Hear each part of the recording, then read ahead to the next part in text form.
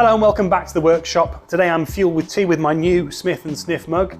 Got to go and see Richard Porter and Johnny Smith live at the Bentley factory today, which was very good fun. A bit of an odd one today. I don't know if you remember on the fitting the new hood video to my other Z3 project, I said I didn't know when my back would recover. It's about 2 weeks later now and my back has not recovered. In fact, it's been pretty crap recently. So I'm not doing anything that requires bending, lifting, anything that might make it worse today. Just some gentle stuff. Mostly fettling this bodywork, trying to get everything to align and fit. And as you've just seen, I've just done my first cutting of the bodywork to make it fit round these sort of protruding metal pieces on the boot, so that it sits flush now onto the bolt holes. So I'm going to get that bolted up so that that's fitted properly and we know that that sits exactly where it should do, and then start working my way around the car trying to get some things to fit a little bit better.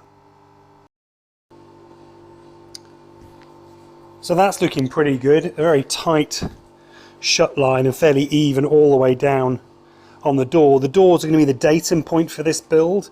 They're the bits that don't move, haven't changed, and so I'm going to be starting sort of from the doors out and trying to make the doors line up, and then working everything else back from there. Some work to do up here. You can see that even with this sitting down properly now, the alignment with this sort of rear piece isn't exactly right. So I might have to do some sculpting with some filler to make all that line up, even with the hood or with the bonnet, the boot all the way down. Don't know if you can tell with the camera, but there's quite a big and slightly uneven gap. So probably going to have to build that up a bit to make it all nice and even. And then at the front, you can see it's a bit of a horror show. The shut line isn't right.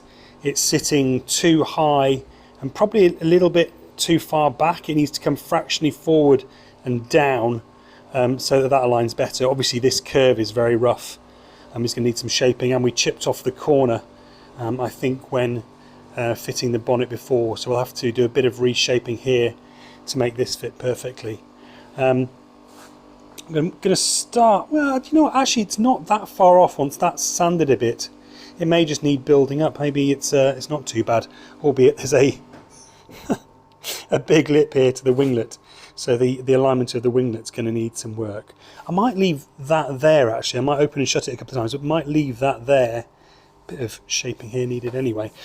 And then see about, do you know what, actually the winglet's in the right place almost for the door. No, it's not, it's sticking out. Right, anyway, I'll move things around and see if we can improve this. A little bit of progress. You can see that the door lines up a bit better up here now. Not perfect yet, but better. And if you can see down there, so we get this to focus, there we go. There's a screw knot in, and I don't have any screws long enough. But even with that screwed up tight, there's quite a gap at the bottom. Ignore the fact that this door's bent, this door's going in the bin. But yeah, you're going to have to do a bit of fettling there to get this in tight to the door. And the skirt. Once I get that, even if I get that screw in, or even manage to reverse the order of the tab for the skirt, I don't know if you can see down there. Trying to focus. There we go. There's a tab for the skirt which is holding the winglet connection off, and yeah, it will also push the winglet forward a little bit when that's on, which will give us a more even gap. And the gap does have to be that size, because when you open the door, so yeah, we're going to have to trim this gap very slightly so there's enough room for the door to open without scraping, but it's going to be a little bit only just, while maintaining a sensible door gap. Up front, I've put the front valance on temporarily. Just going to open these out a little bit. Should be another couple of stops as well, actually. But those two should hold it. If we bring the bonnet down, it will latch. I've put the rather rusty latches from the old bonnet on here. Those will need cleaning up. If we bring this down gently, not so gently, see that things are looking better up here. Still needs a bit of fettling. I still want to bring it, well, I don't really want to bring it forward slightly because this corner sort of meets up, but I might take a little bit out of that just and build it up slightly here, just to make that really round. There might be some more adjustment we can do, but it's not fitting badly along the winglet now. Not quite enough of a gap actually there. Probably want to bring it up slightly more at the front so that it sits a little bit higher and gives us a bit more clearance there, but definitely getting closer to fitting. There we go. I opened up the rubber stops almost all the way, and you can see we've got the beginnings of a decent shut line there, but still some work to do around that side. So I'll repeat that for the other side, and then I'm going to have a look at the headlight buckets. Passenger side proving a little bit trickier. You can see we've already chipped the thing here. There is no room for the door to shut properly, even though this is seated all the way back in the frame. This obviously isn't the original door. This is a door off the other car, but it fits in every other respect. It's fully seated. There may be some adjustment in the door, in these hinges here. Maybe able to undo those and bring it up fractionally, but actually it doesn't fit all the way down. So that's going to be a slightly trickier one. Can the whole door come forward fractionally? So much for my datum points. I guess the datum point was always the door frame rather than the door. The car side of the hinges are welded on, so they don't move. It's only the door side of the hinges which are quite hard to see in this light. Maybe you see the better ones down there, but the other ones down there are better. But it may be that there's some slip in these here, but I'm not going to attempt that with a bad back. I could do the second person to hold the weight while I try adjusting it. So I have to leave that one for now. And then obviously there's some adjusting to do in this hinge here, because that's not sitting properly at all. Who needs glue, eh? You can just masking tape this thing together. So for fitting purposes, what I've done is I've masking taped the headlight bucket into the shell. These come separate so that you can drill them and fit your headlight mountings more easily. I've got it aligned as best I can with a consistent lip all the way around, and so that this all lines up.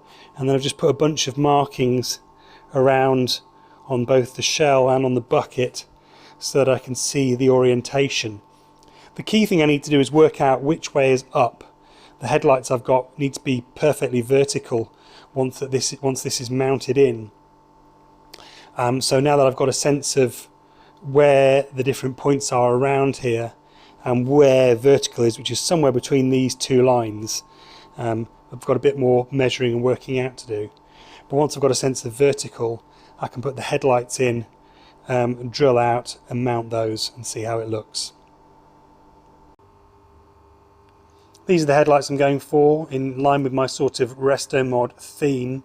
Fully E-marked, LED sealed units with the angel eye around the outside. I think they'll look pretty cool. I'm sure there will be people who disagree with the style I'm going for with this car, but I like them. As you can see around the back, there's three adjustment points which actually need to be recessed through the back of the headlight bucket. Probably easier to see on this empty mounting bracket. 1, 2, 3, and so I've just started marking those out here, here, here.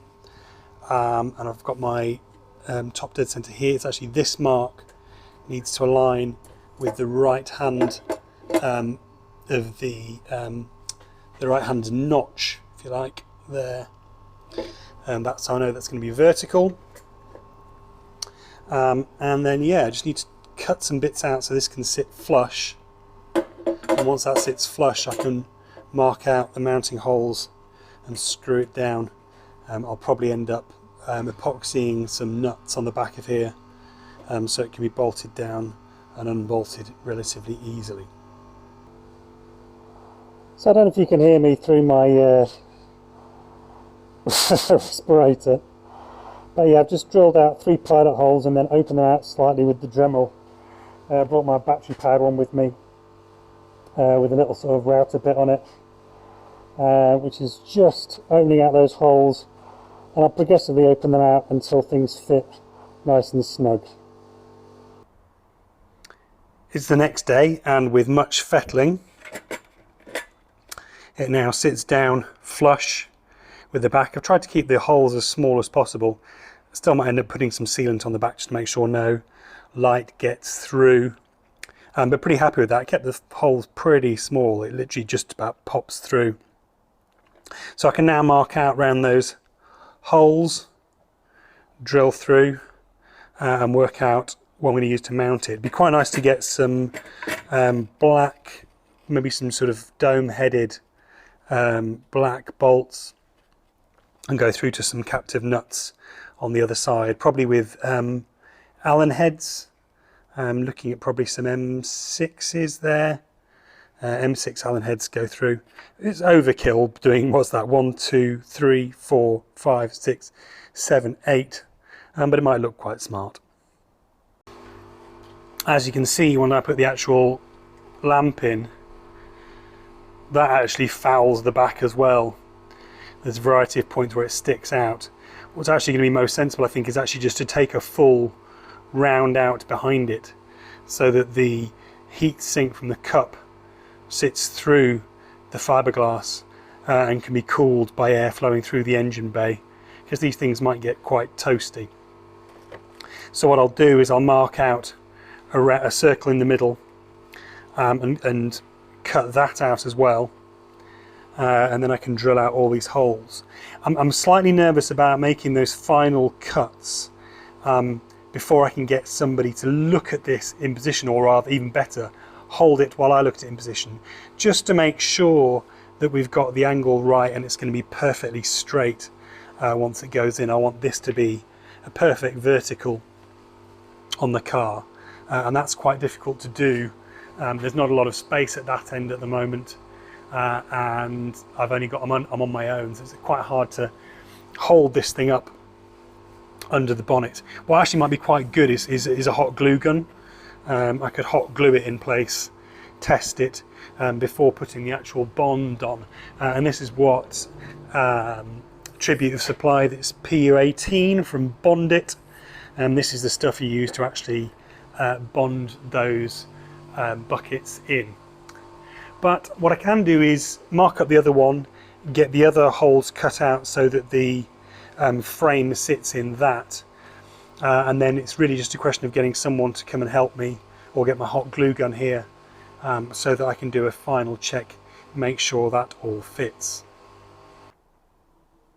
Just putting the headlights to one side for a minute, one of the other bits I'm going to need to bond on when I start getting my bondage on, you knew there was some innuendo coming somewhere, is this. So this is the panel that holds on the rear boot catch and sort of closes out the boot.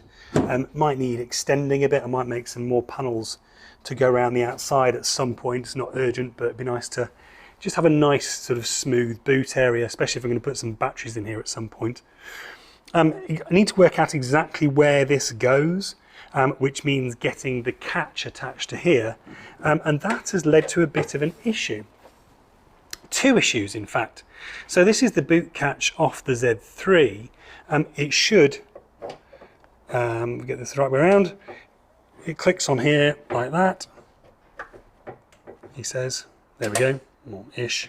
It clicks on here anyway, there we go, like that. and then is released by a solenoid pulling on that lever, and it releases. Now it should fit in here like that, but what you will notice is that the holes don't line up. The two pre-drilled holes with the captive nuts behind are in the wrong place. Also, it doesn't quite seat all the way down because this plug, which is actually just a very, very simple contact sensor, which registers whether the boot is locked or not, I'm guessing as part of the alarm system, fouls on the skin of the boot up there. So in short, I'm going to have to do some modifications in order for that to fit. Part of me thinks, actually, I mean, I could actually just drill those holes out a bit to slot them so that it fits. That's probably going to be the easiest thing in terms of using the existing captive nuts rather than putting some sort of plate in. But then we have the question of this sensor and what to do about that if we want to keep all the original function. I don't have an answer yet, is the honest answer right now. I can see how I could put a sort of micro switch in there instead that comes out at an angle. I don't need to lose much height. I could cut this one apart and just take those contacts out at an angle. I don't know how deep it has to be, but it's definitely something I'm going to have to check on the forums and see if other people have solved this problem with similar models before. One of you has been in touch who's built a Z300S and very kindly offered your assistance, so I may be in touch soon. Thank you. As part of getting ready to fit that plate, I've just been going around and labelling up wires and cleaning them up. And the rear number plate wires at some point in the history of this car were butchered and then re-wrapped with some very low quality electrical tape. So I've been over these once with IPA and they're still very sticky. So I'm going to have to go back over those, and they're going to need cutting back and extending properly to get rid of these nasty bullet connectors and put a proper connector on. But the grommet, at least, that goes through the boot is still in good shape. One of the interesting bits, there's the solenoid that pulls the boot open, so that will need labelling up. That's the there is a second, let me get this right, and that's the connector for the actual boot lock. So that's the sensor lines for the boot lock. And somewhere in here we've got here we go, the high level light, which I need to cut out here to fit that. That's currently down here somewhere. That's not it. That's it. So that needs cleaning up, a slot cutting, and that needs fitting. And yeah, I'm obviously going to have to cut quite a lot out of the boot in order to fit that. I imagine that's what this panel here is for. Cut that out and then you can slot the high level light in and get the screws in. Likewise here, I'll need to drill out for the entry point for the wires. Here and here, these two little, where have they gone? These two little spring catches, so that the boot pops open when you release the lock. And I'm hoping that between those and the gas struts, when I pop the boot, it will just actually open up. Thanks for watching. Hope you enjoyed that. Bit of a low-key one because I'm hobbling everywhere. I can't lift anything. But thanks for watching anyway. Just wanted to keep the schedule up, keep things going, show that I'm making progress even in my semi-capable state. Please do like and subscribe, share it around, and I'll catch you on the next one. Bye-bye.